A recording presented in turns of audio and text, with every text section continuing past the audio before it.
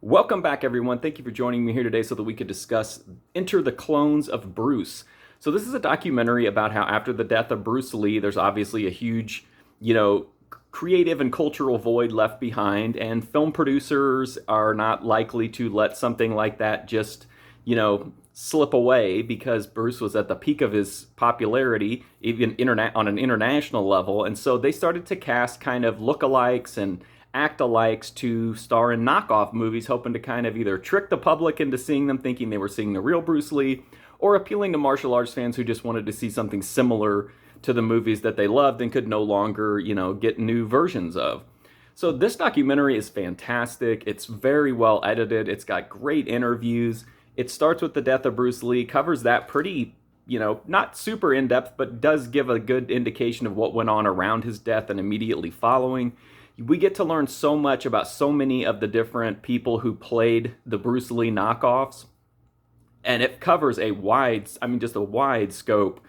We also learn about the different regions that the movies played in, how they were marketed differently, how different ways that the distributors and exhibitors, chose to approach the subject. Some of them were very, adamant that the name Bruce Lee, Lee, was never used. Some of them don't care as long as people bought the tickets. You also learn about what happened to some of the stars and stuff after the wave of Brucesploitation ended.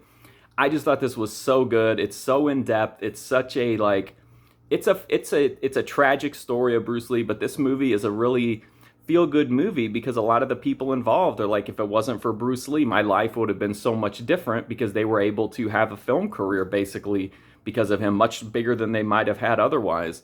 I thought it was great. I thought the pacing was great. The editing was great. The interviews were fantastic. I thought the different sections were so good. This was much more in-depth and exhaustive than I expected. I knew it would be good coming from David Gregory and Severin Films, but I didn't think it would be.